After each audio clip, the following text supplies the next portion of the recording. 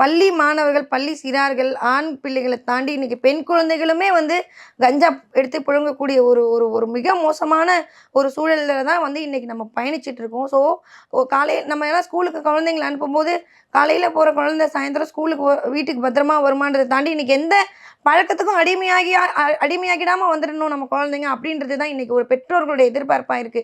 அப்ப தமிழக அரசு வந்து இத வந்து இன்னும் அதிகமா இரும்பு கரம் கொண்டு, இது எந்த பக்கத்துலருந்து வருதோ, அது எல்லாத்தையுமே வந்து அ கண்டுபுடிச்சு, துரிதமா செயல்பட்டு, இந்த மாதிரி விஷயங்கள தடுத்தாலே, குற்றங்கள், கொலை குற்றங்களா இருந்தாலும், கொள்ளை குற்றங்களா இருந்தாலும் தடுத்துடலாம். அதே மாதிரி இன்னைக்கு வந்து விசா இல்லாம வந்து ஒரு குறிப்பிட்ட மாவட்டத்தில மட்டுமே 40,000 பேர் இருக்கிறதா வந்து நம்மளுடைய ஹைகோர்ட்டே சொல்லுது.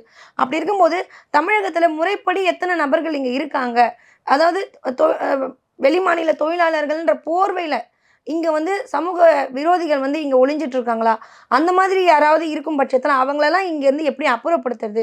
இந்த விஷயங்கள், அதாவது நான் சொல்லக்கூடிய இந்த சிந்தெடிக் ட்ரக்ஸா இருக்கட்டும், இந்த மது பழக்கங்கள் எப்படி தமிழ்நாட்டுக்குள்ள வருது? அத எப்படி தடுக்கலாம்? இதெல்லாம் வந்து தடுத்தாலே, தமிழகத்தில நடக்கக்கூடிய பெண்களுக்கு எதிரான குற்றங்கள், வயதானவர்களுக்கு எதிரான குற்றங்கள், பெண் குழந்தைகளுக்கு எதிரான குற்றங்கள் இது எல்லாத்தையுமே தடுத்துடலாம்.